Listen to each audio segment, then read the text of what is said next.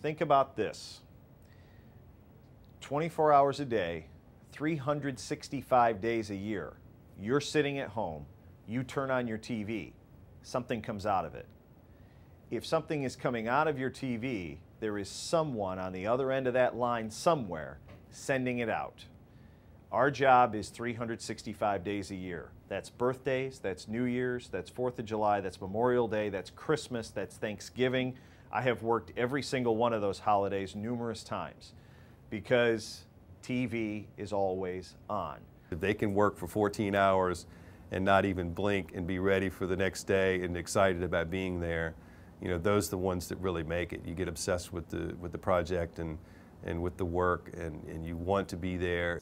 You've got to be willing to make the sacrifices, because I'm telling you, how many Christmases I was at TV8, or how many Thanksgivings I was working when my family was at home eating Thanksgiving turkey dinner, and the number of weekends on Saturday and Sundays where I was at the TV station. Personally, I do probably 7 different jobs in one. I'm a producer, I'm a reporter, an anchor, a photographer, an editor. You also have to be a PR person, and you're basically on 24/7. And here in Richmond, I'm known primarily for being a news anchor, which is the person sitting on the desk delivering all the information and the news.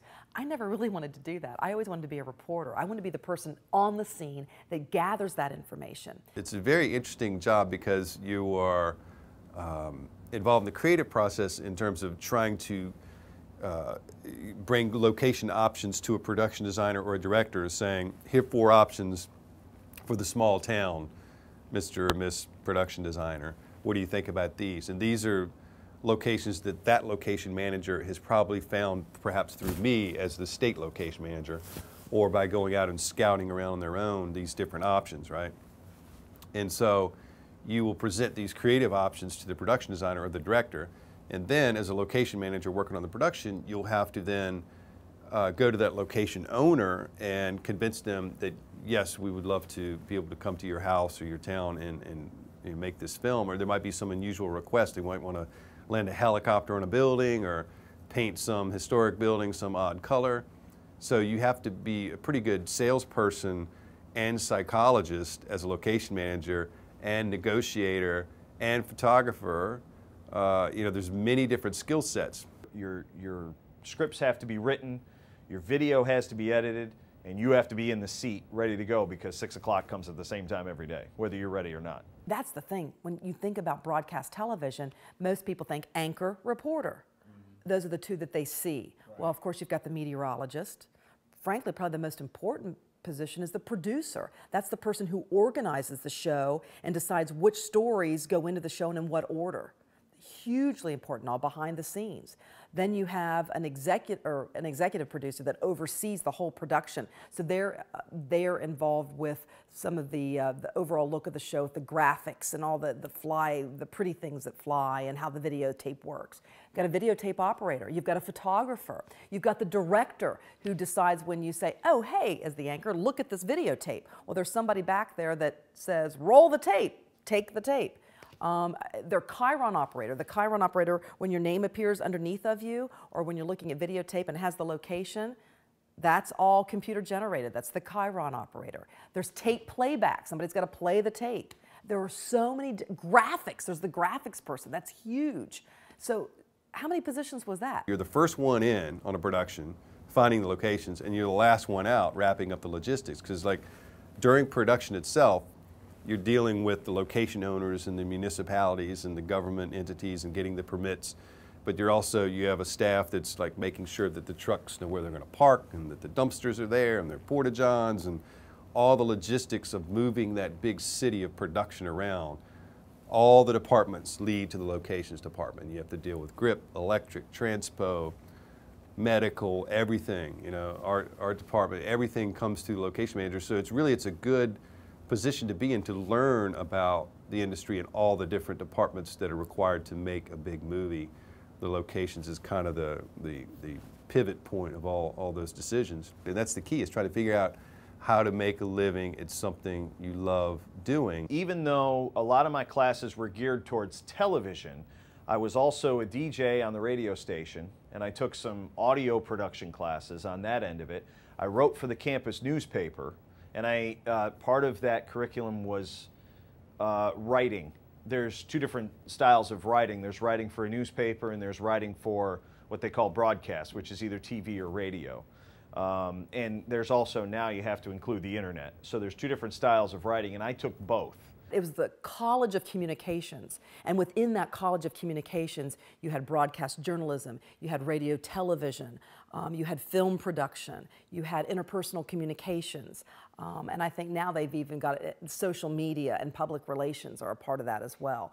The core subjects are the ones that will give you the background needed to be a filmmaker, whether it's English or history. I mean, the different stories you read will make you a better storyteller as a filmmaker, as a writer.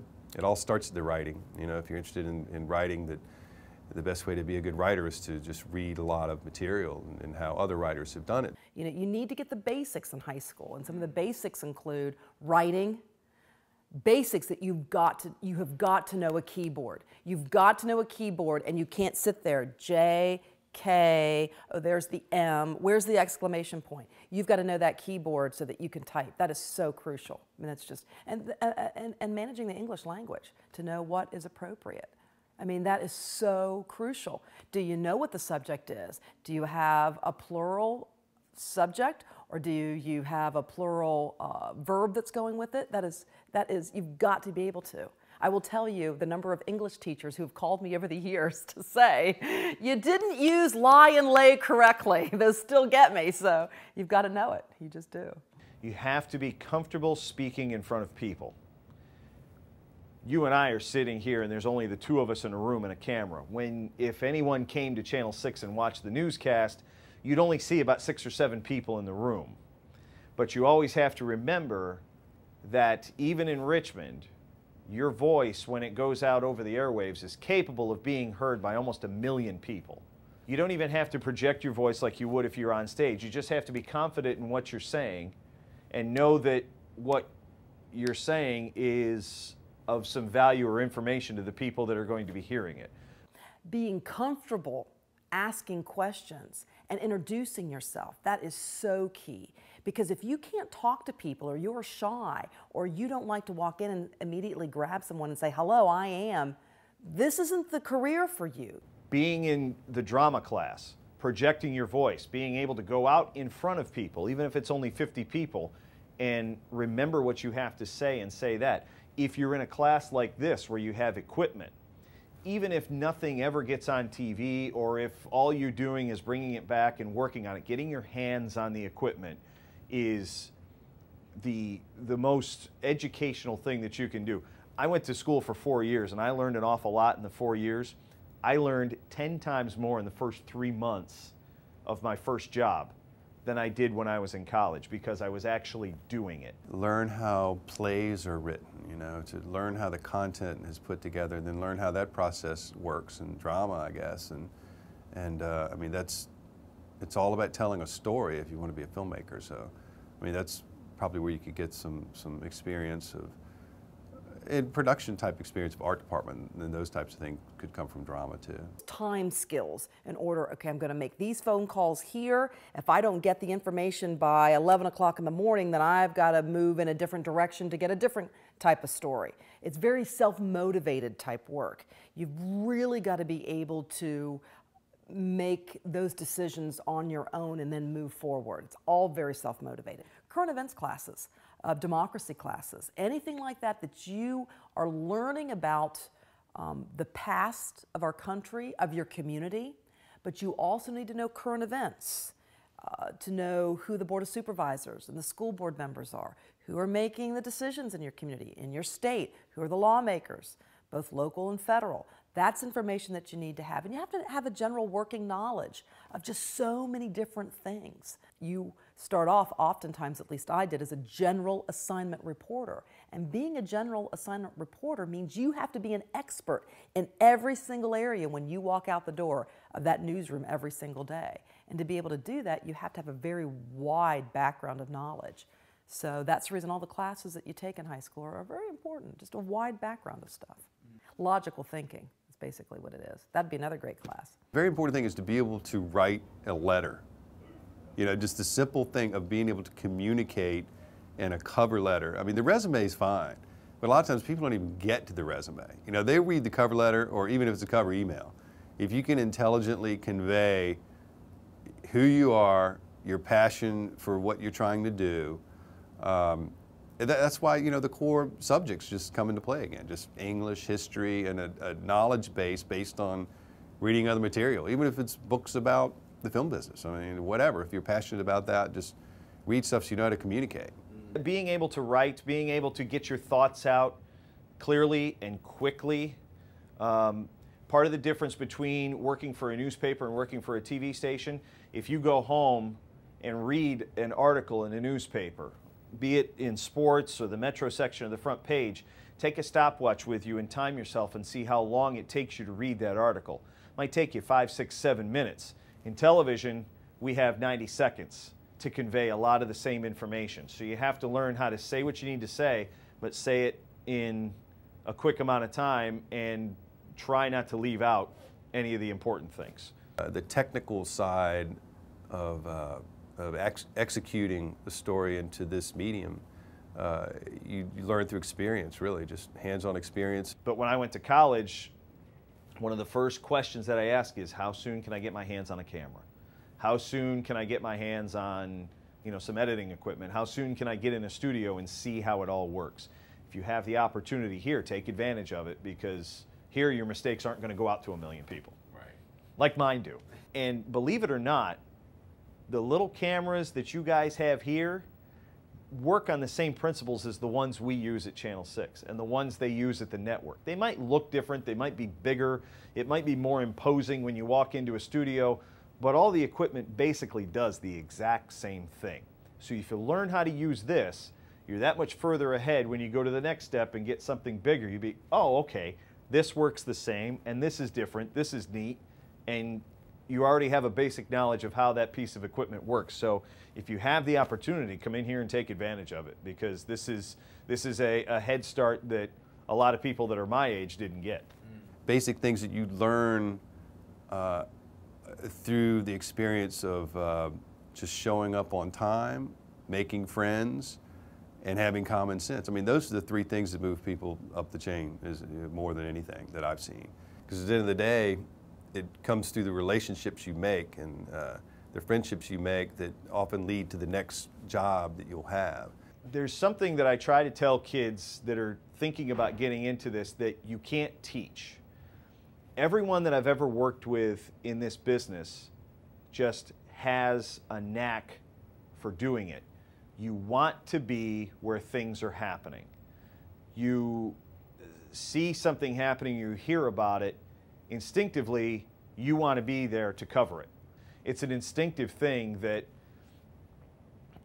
you can't teach and you can't really explain. It's just something like when you walk in somewhere, okay, this is what I want to do, and you just know it.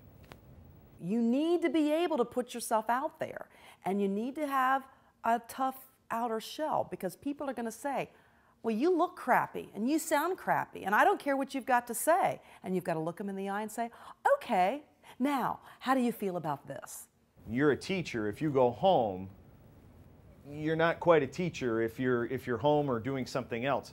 If someone on television goes out, you're still the guy on TV.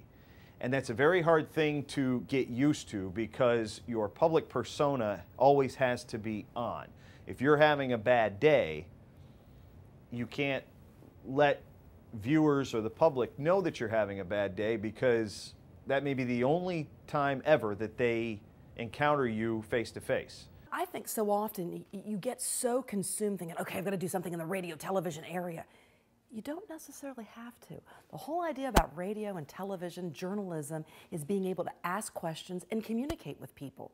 You can get a sales position and just you're selling something, say at Macy's. Hi, I'm Lisa, and you know, that beautiful sweater looks great on you, but how do you feel in that? Would you prefer a different color? It's just being able to strike up conversations and make people feel comfortable. One kid was a parking lot, he wasn't even a college student, he was a parking lot attendant, okay, in Richmond, Virginia. And he was into editing little videos and things, and he came in and said, look, I really want to, you know, get involved in the business. Here's some of the things that I've done, just a little editing. This is like probably 11, 12 years ago.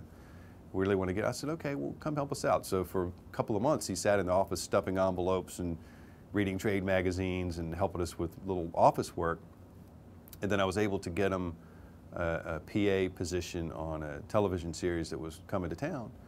And he did the right thing. He worked his way up. He made friends with the editor and told the editor, I'll, you know, dump the trash cans, whatever, just to kind of hang out with you and learn the Avid software he was using at the time. And the guy took him under his wing. 2 years later, this kid who was a parking lot attendant was the assistant editor on Black Hawk Down. Wow. I have wanted to do this since I was 7. Honest to God. I have wanted to do this job since I was 7 years old. I watch ball games for a living. I mean, you know, yeah, I've been to 3 Orange Bowls. I've been to 2 Sugar Bowls. I've been to about 5 or 6 Daytona 500s. I have been to the NCAA tournament, I think 6 times. I'm the fun one that gets to travel all the time. To me, the bottom line is broadcast journalism, whether it's television or radio, is a wonderful career. It is just a spectacular career. But you have to live it and breathe it from the heart. And when that happens, and you've got the passion, you can go anywhere and everywhere with it. You get to be involved in the creative process with some of the best creative minds in the industry. It was really, you know, interesting to see how that process works and to make friends with them and understand, you know, how they get it done. It's amazing to see it happen.